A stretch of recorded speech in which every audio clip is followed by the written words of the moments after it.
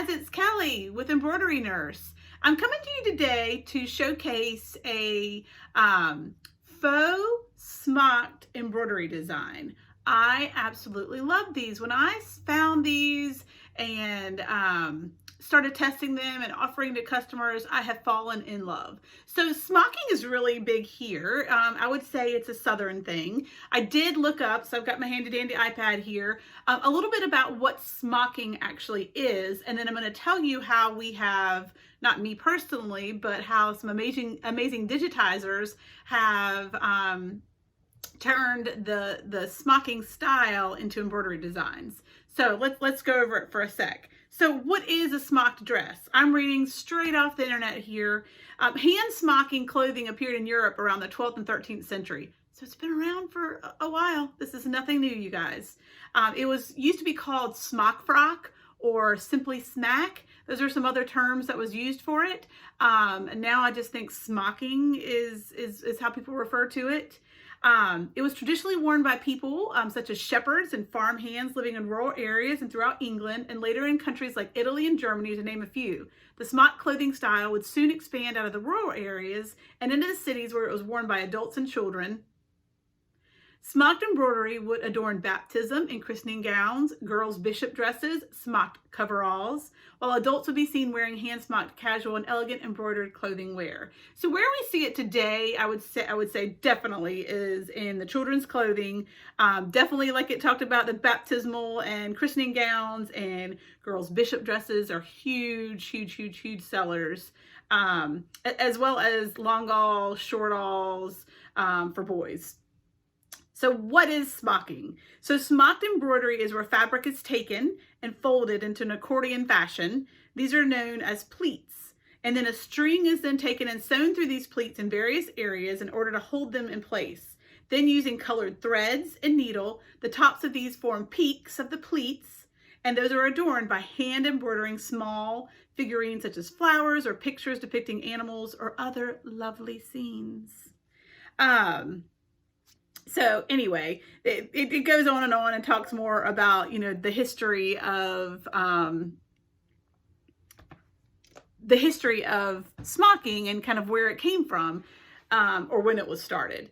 But now I don't hand smock. I don't know how to do that. That is a skill set that was never in my array of crafting. I do remember my mom when I was younger, who it isn't the craftiest person, she would be the first to say that, took up, and tried to smock a few dresses for me when I was younger. And I think we still have those today. I think my niece might even have been able to wear, one of those that I had worn when I was younger. I'll show a couple pictures of some smocked dresses, just so you can kind of see, what those look like.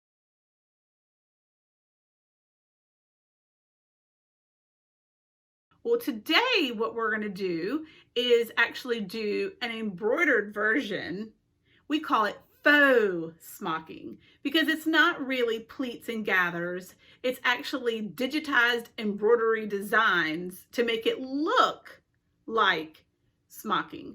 Now, if you know smocking and you wear smocking and you get up and look at these, these are not smocked items.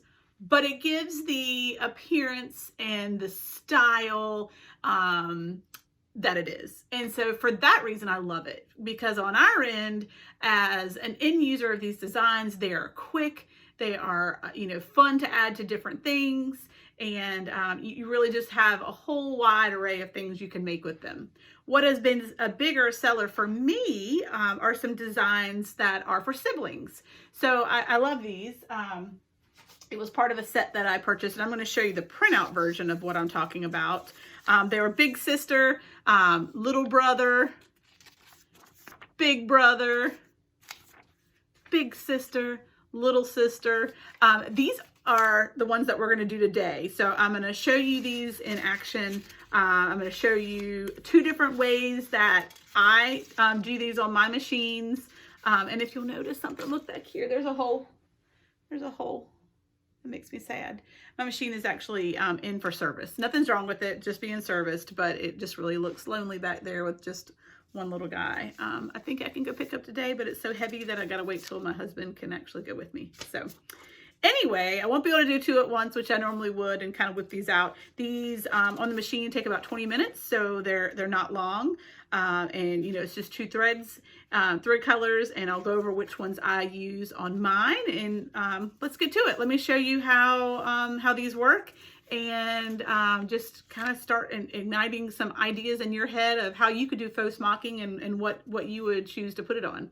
So let's get to it. Okay, so today we're going to start with, let's see, Big Brother. And, you know, looking through my orders, I don't know how you guys store your orders, but I found it just really helpful just to have a notebook where I print off the orders that I'm working on, put them in order, print them off in the date order that they're due. That way I can prioritize what I need to do. Well, I noticed I have several orders that are due this week for Big Brother, Little Brother, Big Sister, Little Sister shirts. So I was like, you know what, let's do all these at one time because it's quick. I already have the colors up on the machine, and we can just kind of churn these out. So I'm going to show you 2 different ways that I do it.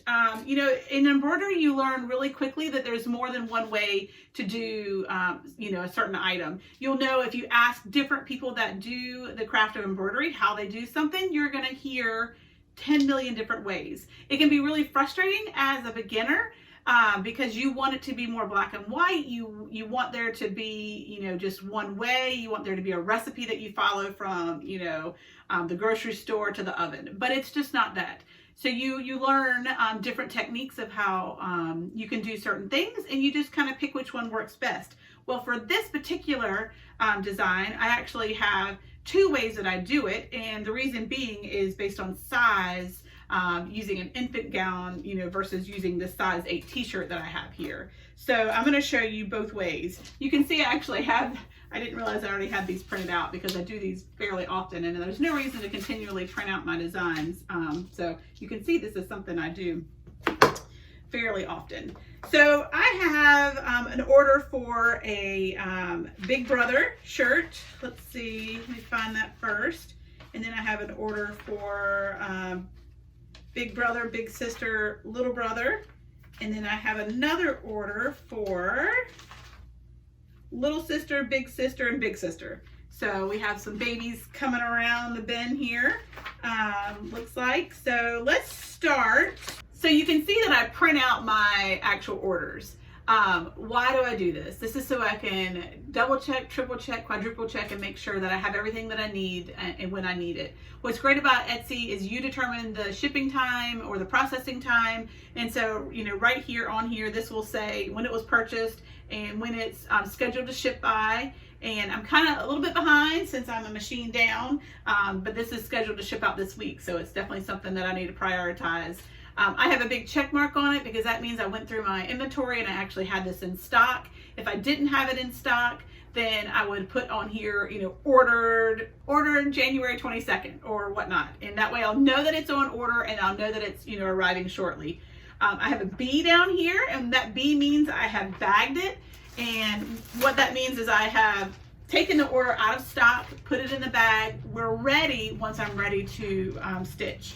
So that means, yes, I checked to make sure it was in stock, and I have bagged it and it's ready. That way I know the things that are in my inventory, because sometimes I am not the best at keeping up with how many I have of what, but I do right now know everything that's over there in my inventory, and I'll show you how I set up my inventory in another video, but that is available to grab. So if I get another order today, I can look over there and say, oh, I have another, you know, size 5T ruffle shirt because it's sitting right here. I bag them immediately, and then I grab them, you know, as I need to prioritize what project that I'm working on. But enough about that. Let's get to it. So the very first one is going to be a size 8 long sleeve unisex shirt. So those are just a couple of things that I need to, you know, verify each time. So I use Blank's Boutique for my shirts. The quality of them is just far surpasses all. So this is a size 8 long sleeve unisex shirt. So the unisex shirt can be used for boys or girls. That's why I don't necessarily say that it's a boys shirt. It does confuse people when they're ordering because, you know, I think they want it to say boys. But that is the shirt that I use very often, most often, or always for boys. So what I want to first do, I have already printed out my design, and I don't think I mentioned this yet, and shame on me. These designs, and I'll put the link in the video notes, it's from Marma B Designs. So owner is Mary Tyler Armenio. I'm sorry if I'm not saying that right. Armenio. Mary Tyler Armenio. She is the owner and creator of Marma B Designs. Her designs are phenomenal. Please, please, please go check it out. She has just got a wide range of anything that you never knew you were looking for. So on marmabee.com. So that's MARMIEBEE.com.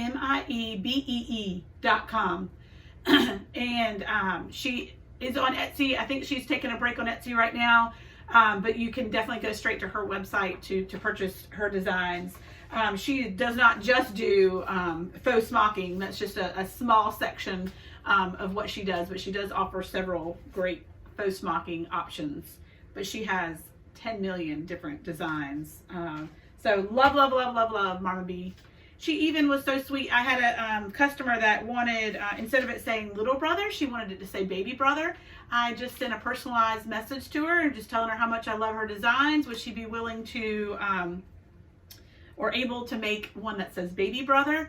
And yeah, she did. Like literally like 2 days later, and she apologized for it taking so long. I mean, amazing. 2 days later in my inbox, I had a design. She didn't even charge me for it. I mean, just amazing customer service. And she sent me one that said baby brother. So she digitized one specifically for me. I don't think it's on the website. I'm sure she'd be willing to put it up if it's something you're interested in. But I just thought that was just amazing customer service that she did that, and certainly made my customers so excited that she was giving a customized piece that I didn't even offer. So baby brother was made as well. So the way I do my shirts when I'm getting my design, I print them out. I print them out because it shows the grid line on there. And I'm going to measure to the midpoint of my shirt. So that's 16 across. So halfway will be 8. I just kind of eyeball where I feel like it should land at the top. I don't do an exact measurement from the top. Can you even see that? I don't do an exact measure from the top to there. So, but I do measure it out across. So we're doing big brother. I did have someone message me saying they wanted theirs to say biggest brother and one to say big brother, but there is a limit to what can fit inside of the faux smocked frame. They're all the same size. That's the way they've been, made. And so that can limit it. Since I'm doing these on white, and I use white for 95% of my designs, you don't have to do anything other than stitch it directly onto the shirt. If you were wanting, I do also offer, and I'll put a link in the bottom here of our show notes, I do offer name smocks. And again, that's also from Marma B Designs. And what that entails is so it would have just the box, and then you have every letter of the alphabet that you can pull in.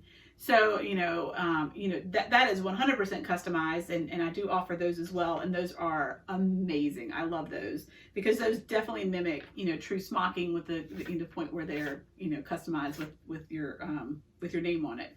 So when I do those, I do it a little bit different. So if I had a colored fabric, you want the backing of the smocking to be white. So if you're using a white shirt, there is no reason to do anything else other than just do it straight on there. I've done it both ways, and I just feel like it looks fine without adding anything. But if I'm doing a colored shirt or, putting it on a seersucker or gingham or whatnot, which is what I offer on my long gauze and dresses, then I just use a piece of knit. So I cut the knit, and the blank faux smocking box actually has a placement and a tack down stitch before it actually does the smocking. So it allows you to be able to, place your knit in the exact spot, and then, trim around the edges just like you would for any applique, and then it smocks it on, faux smock embroiders it on top.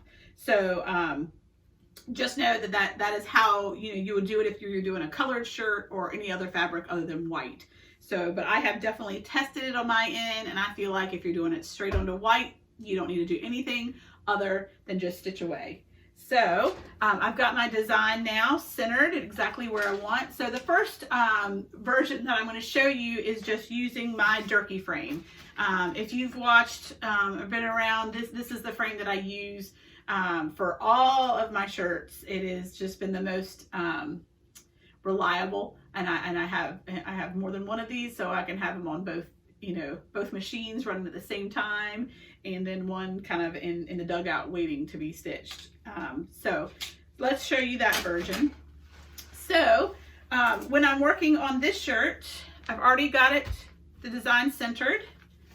I am going to put my mesh on the back. So what I use for the backing is Cutaway Permanent Stabilizer. This is called Soft and Sheer.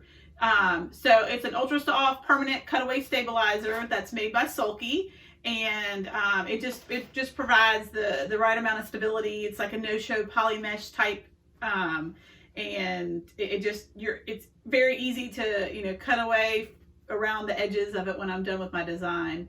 So I use Sulky Soft and Sheer Cutaway Permanent Stabilizer for the backing of my shirts.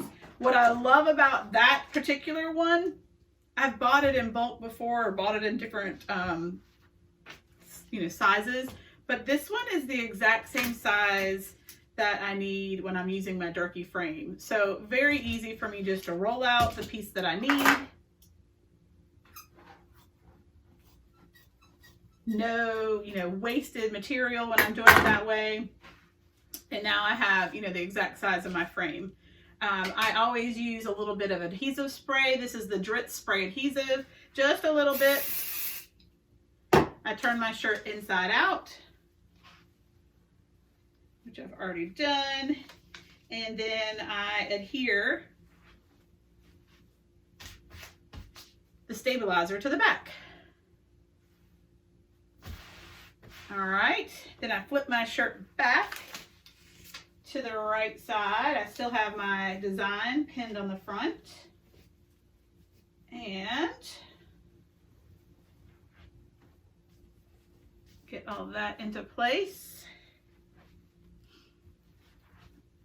Flatten it back out, and then I'm going to put the inside of my frame inside our shirt here.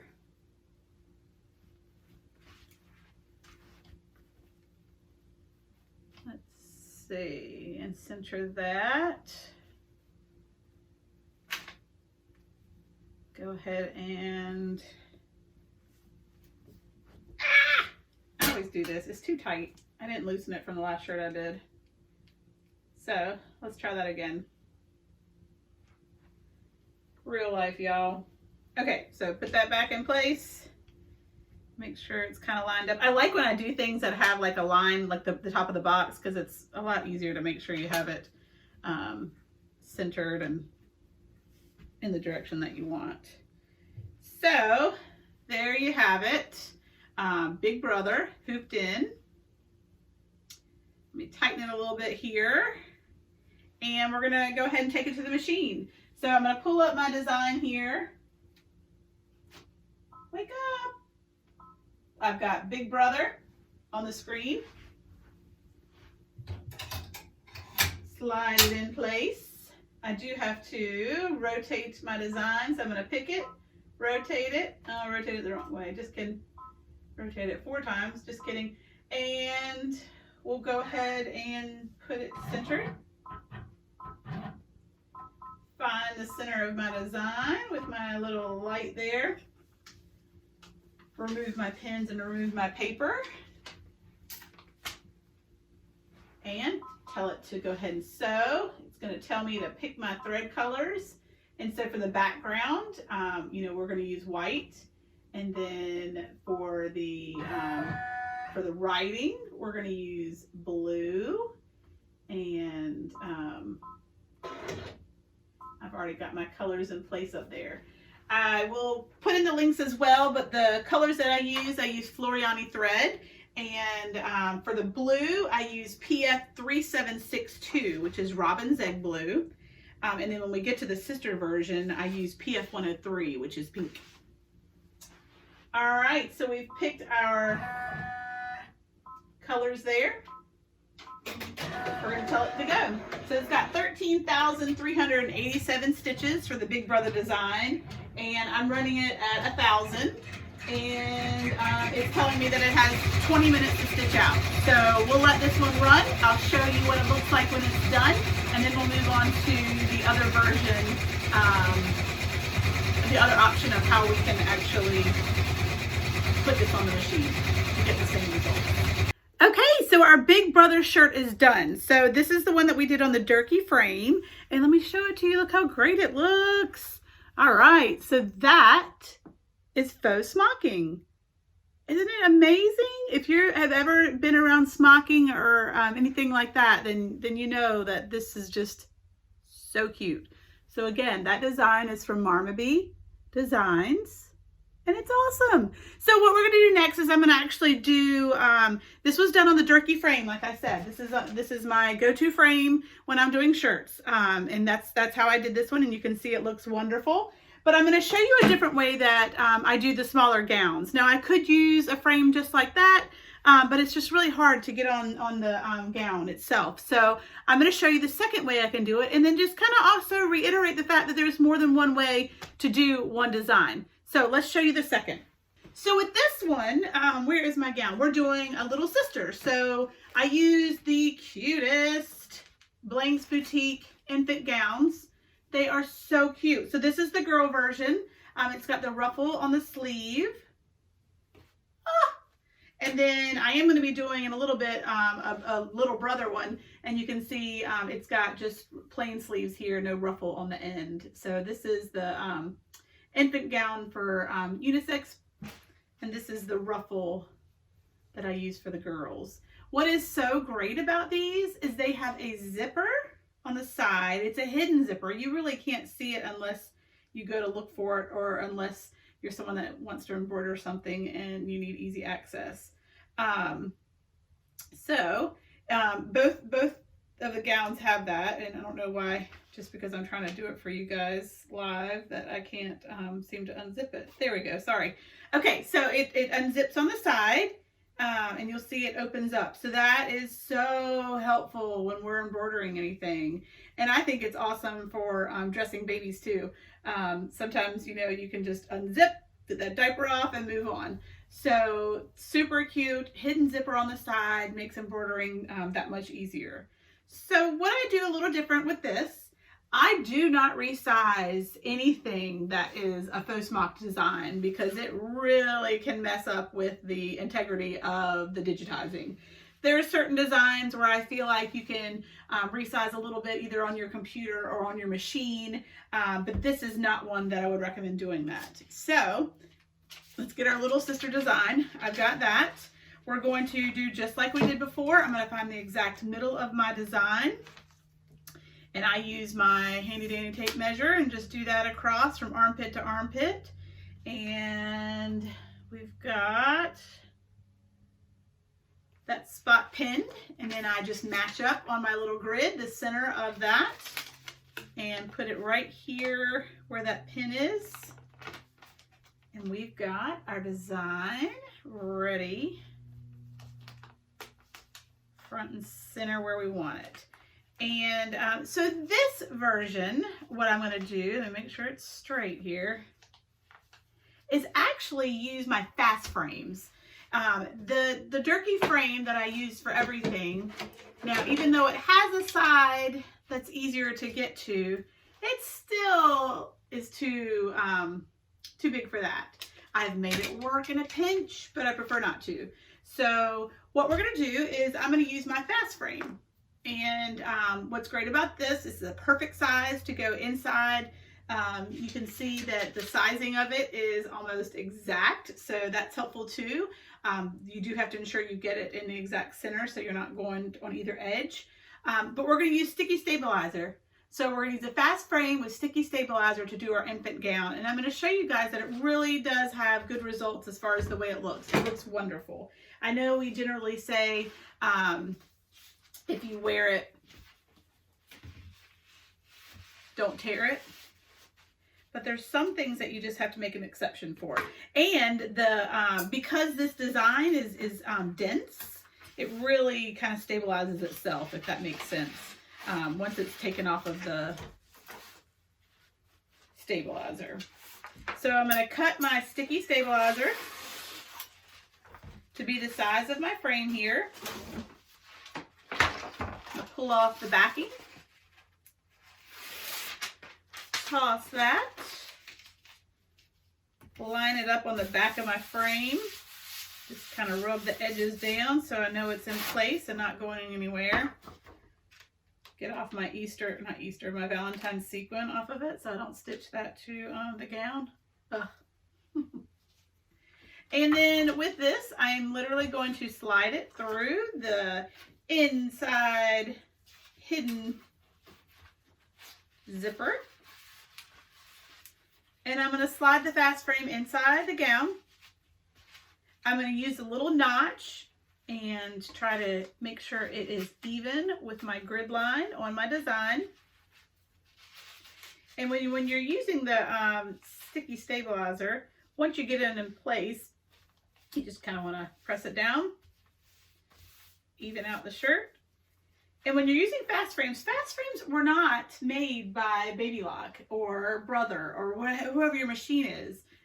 So it does not recognize their size. So you need to be very confident that your design is not going to go over the edge. So when you press it down and smooth it out, I can feel the edges of my fast frame here, and they are on the outer sides of this design, because this design is close to the size of the fast frame, but it is still smaller than the fast frame, so that works out perfect. So I can feel on both sides of this, so I feel very confident that it will not hit the frame, because that can definitely bend a needle, break a needle, all of the above. So I am going to go ahead and take my cutesy gown and put it on the machine. I do have to attach my fast frame to the machine.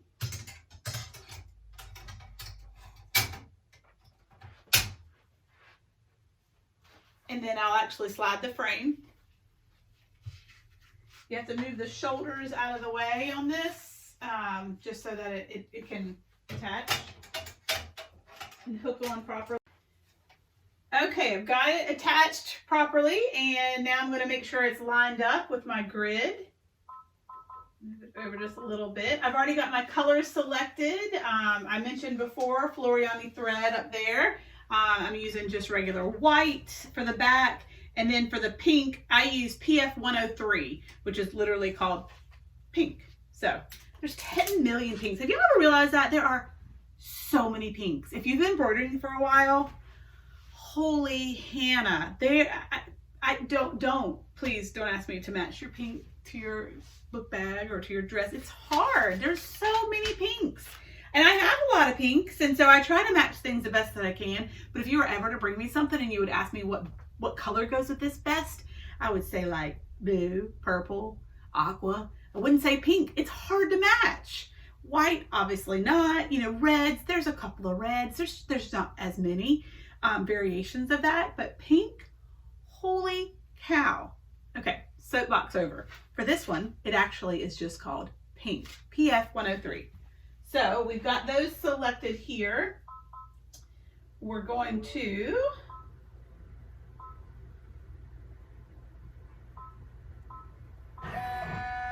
make sure we do have my number 1 and number 5 needles selected, and we do.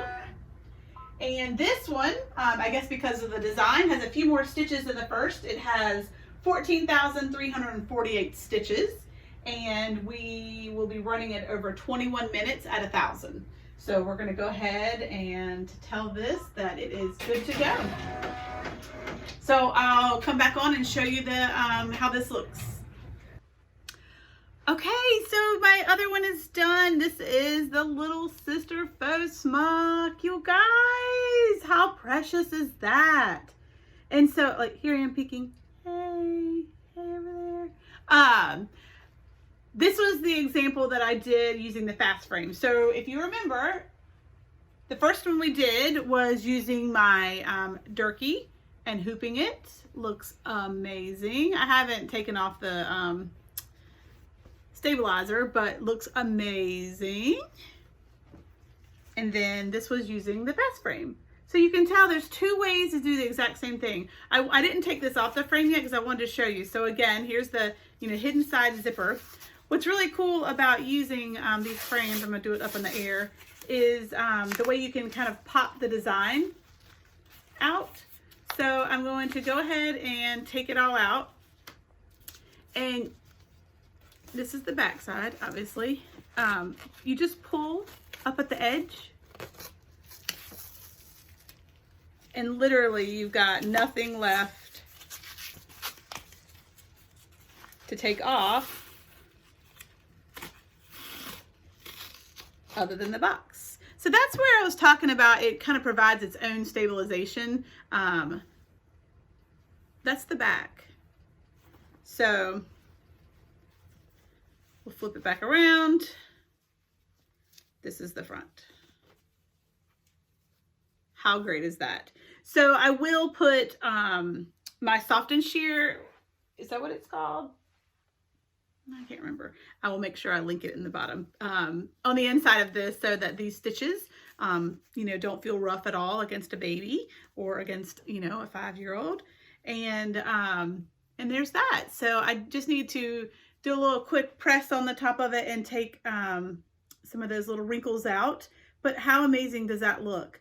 So I hope this was a good lesson, just showing you how you can do the exact same thing 2 different ways, stabilizing it 2 different ways, using 2 different type of frames or hoops, and really have the same end result. So here's a big brother and a little sister who are going to be just the cutest when little sister is born.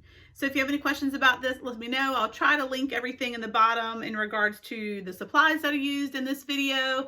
Again, this is a Marmaby design, and she just does amazing work on all of her things. So questions, comments, just let me know, and certainly subscribe so you can see future videos that we make. All right, I say we, it's just me.